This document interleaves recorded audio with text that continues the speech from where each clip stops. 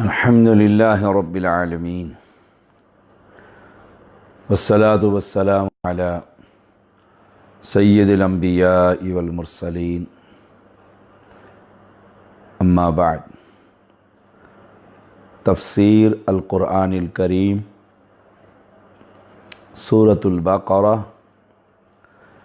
آیت نمبر 255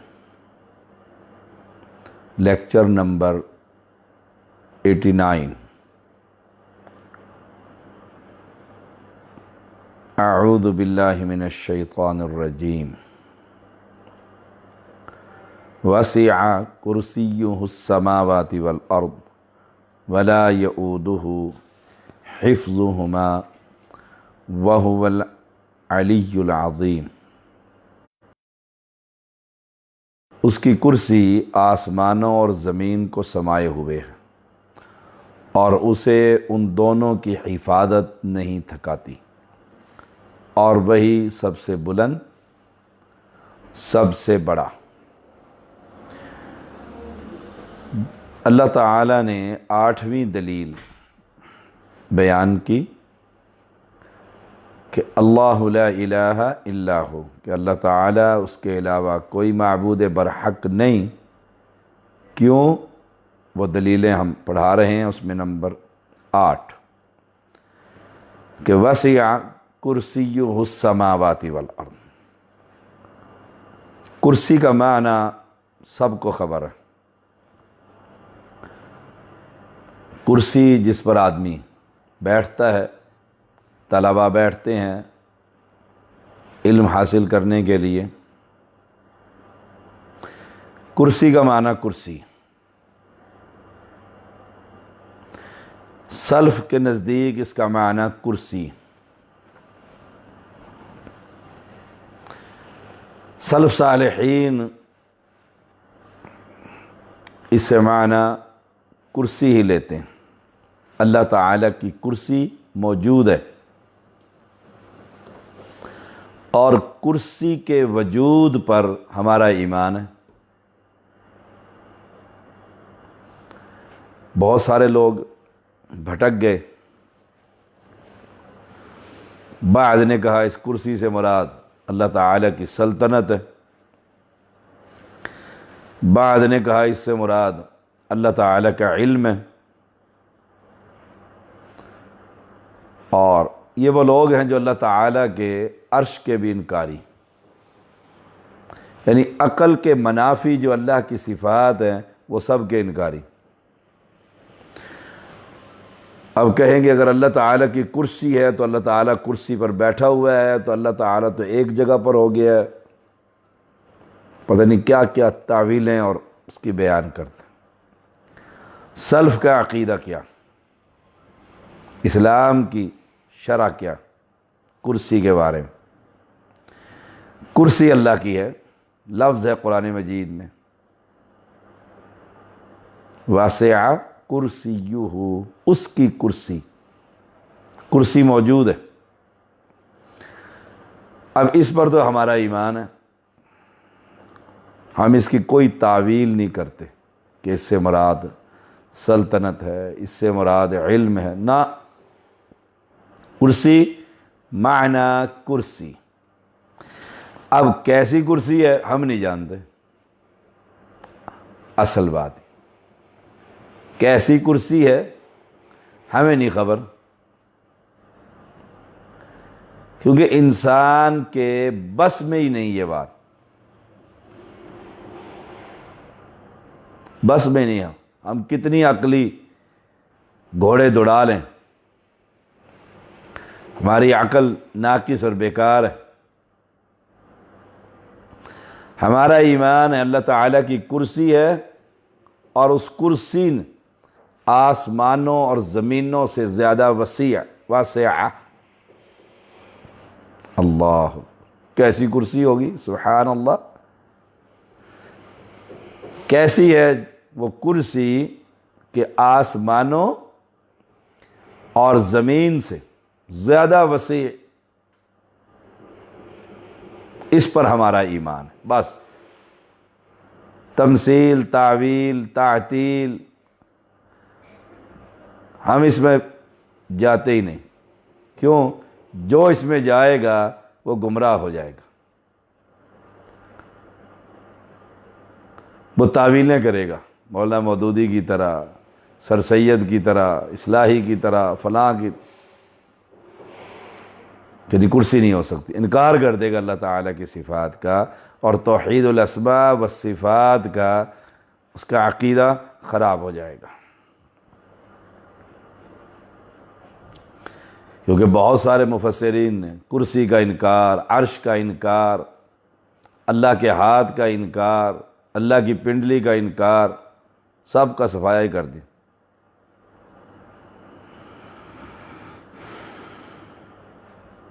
کیوں نہیں مانتے کہ اللہ کی کرسی ہے؟ آگے نہ جاؤ نا، کہ کرسی پھر کیسی ہوگی، اس پہ اللہ بیٹھا ہوگا، تعویلیں کریں گے اس کی، پھر مثال بیان کریں گے۔ اللہ کی تو کوئی مثال نہیں، مثال نہیں بیان کی جا سکتی۔ کیسی ہے؟ جیسے اس کی شان کو لائق۔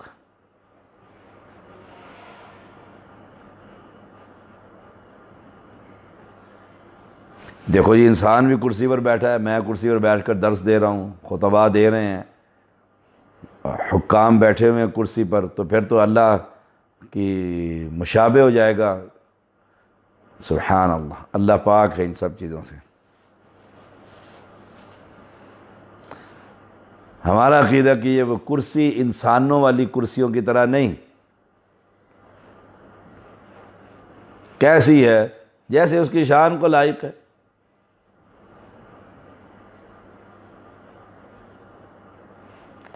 مثال کے طور پر قرآن مجید میں سورۃ ذاریات 28 نمبر آیت میں وَبَشَّرُوهُ بِغُلَامٍ عَلِيمٍ، انہوں نے اسے ایک بہت علیم بیٹے کی خوشخبری دی۔ اب اللہ تعالیٰ بھی علیم ہے، تو کیا اللہ تعالیٰ کے علیم ہونے کا ہم انکار کر دیں کہ اس سے مشابہت لازمی آتی ہے، تشبہ ہوتا ہے کہ اللہ تو علیم نہیں ہوگا، کیونکہ بندے کے لیے جو آ گیا، انسان موجود ہے، تو کیا ہم اللہ تعالیٰ کے موجود ہونے کا انکار کر دیں کہ مشابہت ہے؟ ہرگز نہیں۔ اللہ کی صفات جس طریقے سے آئی ہیں، اللہ کا مسکرانا، اللہ کا دیکھنا، اللہ تعالیٰ کا سننا، اللہ تعالیٰ کی پنڈلی، اللہ کے دونوں ہاتھ داہنے، اللہ کی کرسی، اللہ کا عرش، من و عن اسے مان لیجئے بس۔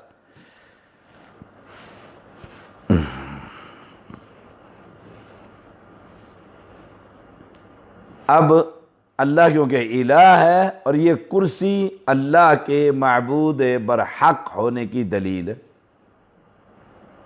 سبحان اللہ، دنیا میں کسی کی ایسی کرسی ہے؟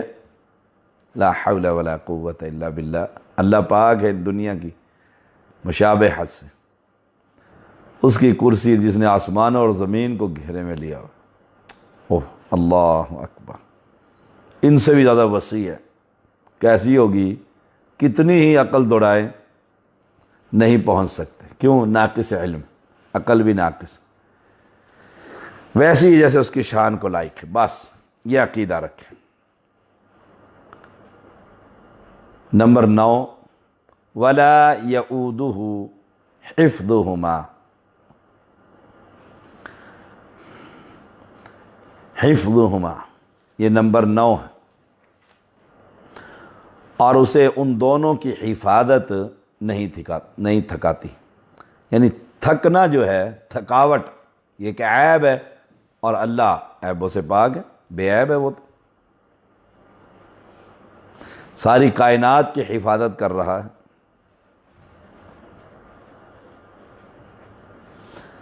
اب ان دونوں کی حفاظت زمین اور آسمان کی، اس کا معنی ولا یعودہ کا معنی، یعودہ کا معنی کسی چیز کا بھاری بوجھ بننا، مشقت میں ڈال دینا۔ کسی نے وزن اٹھایا ہوا ہے یا کسی کی حفاظت کر رہا ہے، تنگ ہو گیا، مشقت میں پڑ گیا، مخلوق کتنی بڑی کیوں نہ ہو، آسمان سے بڑی، زمین سے بڑی، کیا چیز مخلوق ہے نہیں ہے، یہ اپنی حفاظت خود نہیں کر سکتی، کتنی بڑی مخلوق کیوں نہ ہو اپنی حفاظت نہیں کر سکتی۔ سبحان اللہ۔ جبکہ اللہ تعالیٰ پر زمینوں کی، آسمانوں کی حفاظت کوئی بوجھ نہیں، کیوں؟ کیونکہ وہ اللہ ہے، الہ ہے، تھکاوٹ عیب ہے۔ اب اتنی بڑی مخلوق کی حفاظت اسے نہیں تھکاتی تو انسان کی حفاظت اسے تھکائے گی؟ مخلوقات کی حفاظت اسے تھکائے گی؟ دنیا میں کتنی مخلوق، چرند پرند درندے، انسان، جانور، حشرات، نباتات، جمادات، یہ ساری مخلوق، ان سب کی حفاظت کرنے والا کون ہے؟ اللہ سبحانہ و تعالی، اور وہ تھکتا بھی نہیں۔ اب یہ کہا جائے کہ میرے سر پر میرے پیر کا ہاتھ ہے اور وہ حفاظت کر رہا ہے، وہ تو بیچارہ خود ٹن ہوا پڑا ہے، نیند آ گئی اس کو، تھک گیا ہے وہ تو، اس کے دروازے کے باہر تو خود باڈی گارڈ کھڑے ہوئے ہیں، کوئی اندر نہ آ جائے، اس کو اٹھا نہ دے، نیند خراب نہ ہو جائے، سر درد ہو جائے گا پیر صاحب کو۔ سبحان اللہ، جو خود تھک جائے وہ کسی کی حفاظت کر سکتا ہے؟ دیکھیں کتنا خوبصورت نقطہ ہے اس میں۔ اللہ تعالیٰ اتنی بڑی مخلوق کی حفاظت کر رہا ہے، اسے تھکاوٹ نہیں، یہ چھوٹی چھوٹی مخلوقات کی حفاظت نہیں کرتا اللہ، کہ اس کے در کو چھوڑ کر کسی اور در پر جا کر سوال کیے جا رہے۔ اور یہ قوم کو بے وقوف بنانے والی یہ صوفیوں کا نظام، آستانے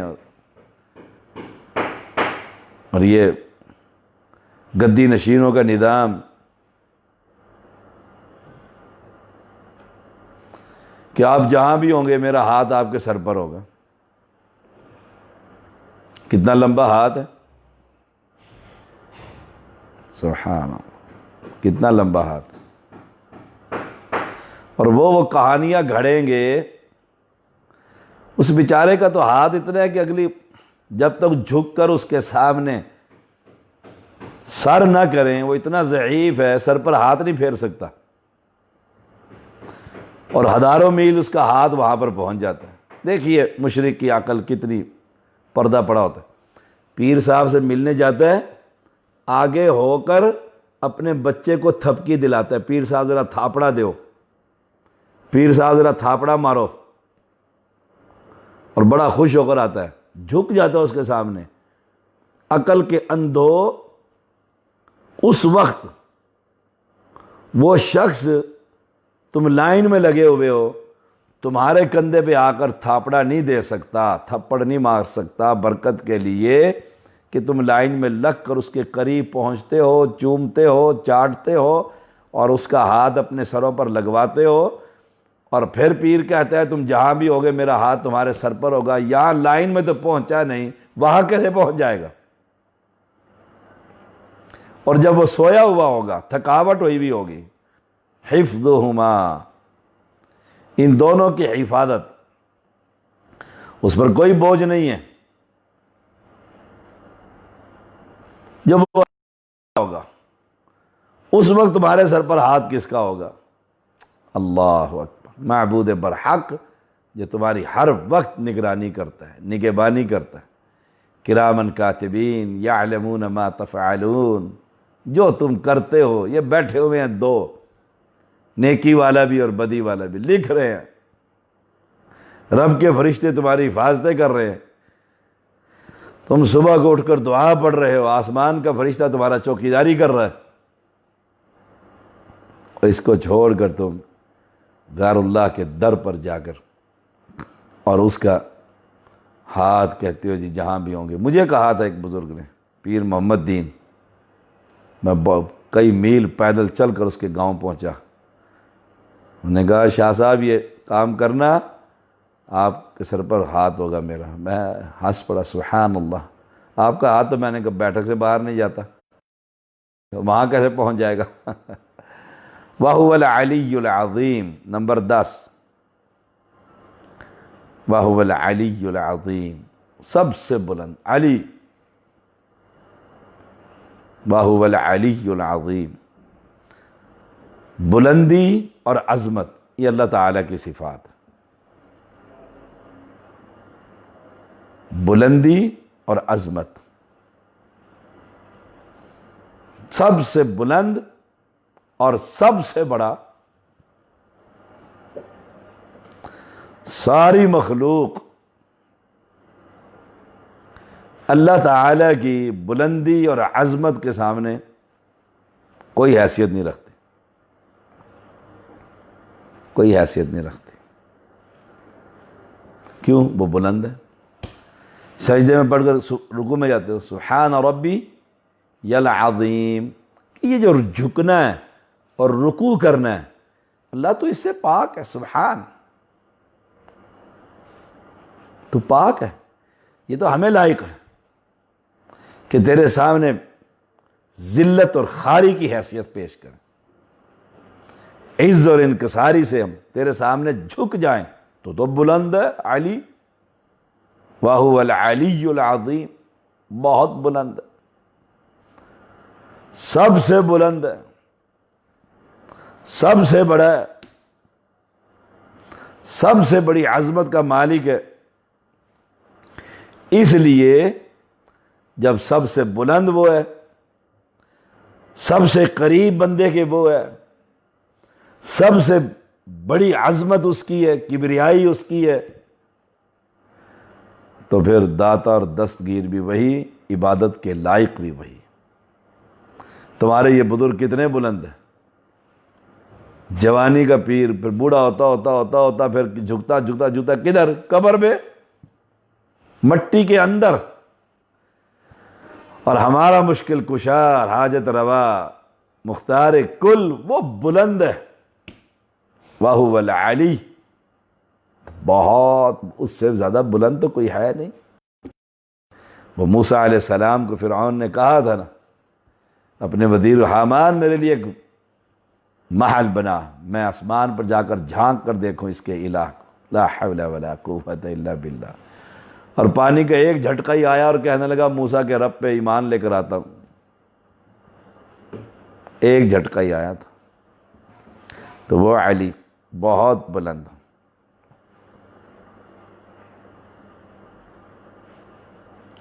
بہت عظمت والا۔ اللہ، یہ اللہ کا ذاتی نام ہے،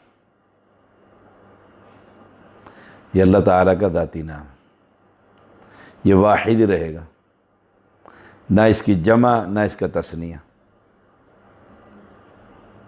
دیکھو اللہ کون ہے؟ قل هو اللہ احد۔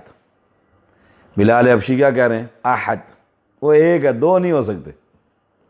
اگر سادہ تا، فساد پھیل جائے گا آسمانوں اور زمینوں میں، اگر دو ہو جائیں تو لا فساد تا، وہ اکیلا ہے۔ اب اس کا ذاتی نام کیا ہے؟ اللہ۔ اس اللہ کی جمع نہیں ہے، تثنیہ نہیں ہے، تثنیہ نہیں۔ تو نمبر 10 وَهُوَ الْعَلِيُّ بہت بلند، نمبر 11 العظیم، اور نمبر 12 وہ اکیلا ہے اللہ۔ یہ اللہ کا لفظ بھی اس کی توحید کے پر زبردست دلیل ہے کہ قل هو اللہ احد، اللہ ایک ہے، اللہ کی تثنیہ نہیں، جمع نہیں بن سکتی، کیونکہ اکیلا ہی ہے، کمال ہے۔ سبحان اللہ وبحمدہ، سبحان اللہ العظیم۔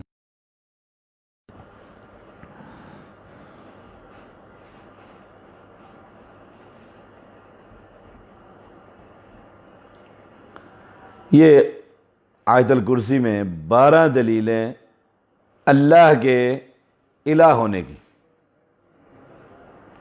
اللہ تعالیٰ کے الہ ہونے کی۔ اگر کوئی شخص ان 12 دلیلوں کو یاد کر لے، 12 دلیلوں کو، اور یہ 12 صفات ان اہل شرک کے سامنے رکھے جو اپنے آستانوں میں زندہ اور انہوں نے کہے یہ صفات تو ایک الہ معبود برحق اللہ سبحانہ و تعالی کی ہیں، کیا یہی صفات تمہارے اس بزرگ کی ہیں؟ یہ یاد کیجئے یہ دلائل۔ اور پھر جہاں گفتگو ہو انہیں کو آیت الکرسی آپ پڑھتے ہیں بعد نماز فجر ظہر عصر مغرب عشاء؟ جی پڑھتے ہیں۔ جی ترجمہ دیکھیے اس کا، آئیے اس میں رب کی 11 دلیلیں ہیں، آئیے اس میں ایک اللہ کی دلیل بھی اگر لیں تو 12 بن جاتی ہیں۔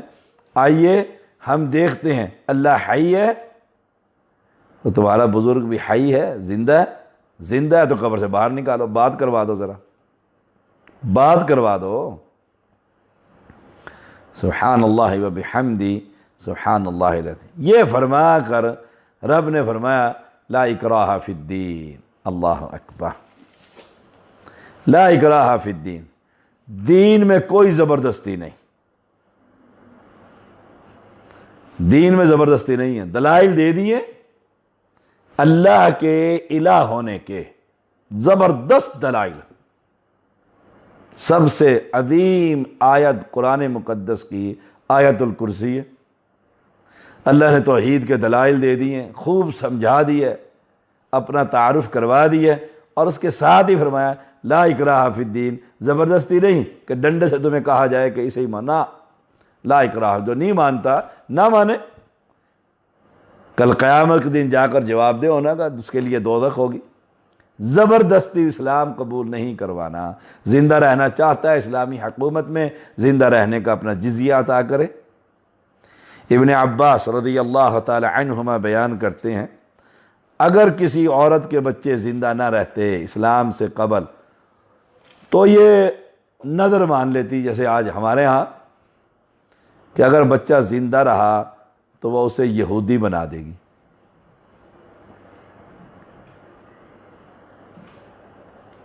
لا اکراہ فی الدین، دین میں زبردستی نہیں، نظر مانتی تھیں عورتیں۔ ابو داؤد کی حدیث ہے، 2682 نمبر ہے اور صحیح حدیث ہے۔ بنو نذیر کو جب جلا وطن کیا گیا تو ان میں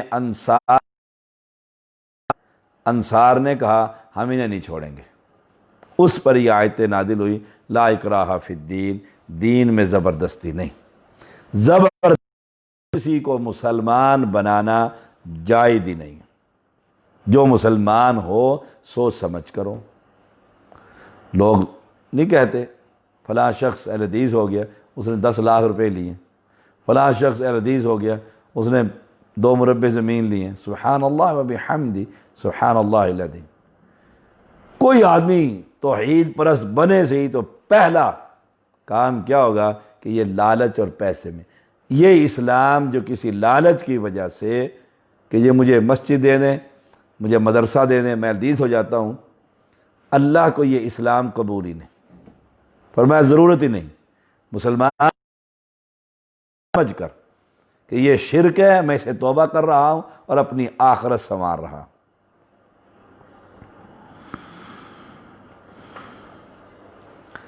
زبردستی ہوگی تو دل سے تو وہ کالا ہی ہوگا، دل میں ایمان تو نہیں ہوگا۔ جب ہم کسی کو زبردستی مسلمان کریں گے، توحید پرست بنائیں گے، اندر تو شرک بھرا ہوا ہوگا۔ اسلامی حکومت لوگوں کو دعوت دے گی، جو قبول کر لے گا اسے وہ حقوق حاصل ہو جائیں گے، اور جو قبول نہیں کرے گا اسے غیر مسلموں کے حقوق جو اسلام کے اندر ہیں وہ حاصل رہیں گے، وہ حاصل رہیں گے اس کو۔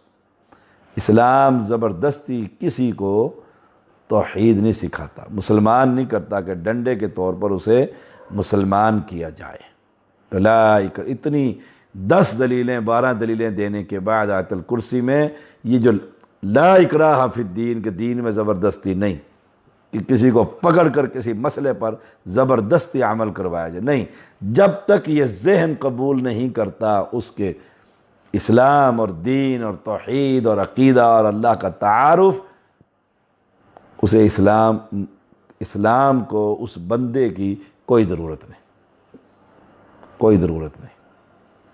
تو زین میں کبھی بھی کسی کے ساتھ زبردستی نہ کیجئے، اسے اسلام پیش کیجئے، دلائل دیجئے کہ آپ جس گھوڑے کی عبادت کر رہے ہیں تو جانور ہیں، اور آپ اشرف المخلوقات ہیں، آپ سب سے افضل انسانوں میں، ساری مخلوقات میں افضل ہیں، آپ اشرف المخلوقات، اور آپ اپنے سے کم جانور کی جو آپ کے پانی پلائیں گے تو پی لے گا ورنہ پیاسا ہی کھڑا رہے گا، چارہ دے دیں گے تو کھا لے گا ورنہ بھوکا ہی کھڑا رہے گا، وہ بے بس اور مجبور ہے، وہ اپنے پانی کا اور چارے کا بندوبست نہیں کر سکتا، اور آپ اسے حسین کی طرف نسبت کر کے اس گھوڑے سے اولاد مانگ رہے ہیں۔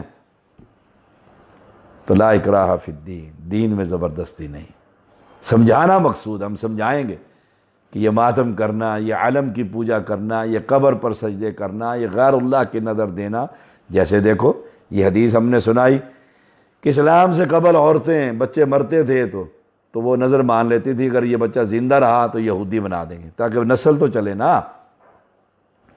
اور یہی کام یہاں پر ہے، باقاعدہ مجاور بنتے ہیں کہ بچہ زندہ رہا تو میں اسے مجاور بنا دوں گی دربار کا، بچہ زندہ رہا 7 سال تک میں کنڈے بھروں گی امام جعفر صادق کے، بچہ زندہ رہا تو اس کے برابر اس کی ہم عمر میں جانور ذبح کروں گی بابے کی قبر پر۔ وہی زمانہ جاہلیت کا شرک آج بھی موجود ہے، آج بھی منتیں مانی جاتی ہیں، آج بھی جانور ذبح کیے جاتے ہیں، جو منت بھی مانی جائے گی اپنی اپنی استطاعت کے مطابق۔ کچھ لوگ اس بچے کو ہی درباریوں کے حوالے کر دیتے، اسے مجاور بنا دیتے ہیں، پیر کا ملنگ، اور وہ ساری زندگی وہیں پر گزار دیتا ہے، کیوں؟ منت بانی ہوئی تھی۔ لا حول ولا قوت الا باللہ۔ یہ تو اسلام سے قبل کافروں کا طریقہ تھا۔ مسلمان تو یہ عقیدہ رکھتے ہیں کہ موت اور زندگی تو صرف ایک رب کے ہاتھ میں، کوئی کسی کو نہیں مار سکتا، اور کوئی کسی کا ملنگ دربار کا یا قبر کا یا پیر کا یا امام جعفر صادق کا یا حسین کے گھوڑے کا یا حسین کا کڑوں کا چھلوں کا نہ وہ موت دے سکتے ہیں نہ وہ زندگی دے سکتے ہیں۔ اللہ ہم سب کو توحید کا فہم عطا فرمائے۔ وآخر دعوانا الحمد للہ رب العالمین۔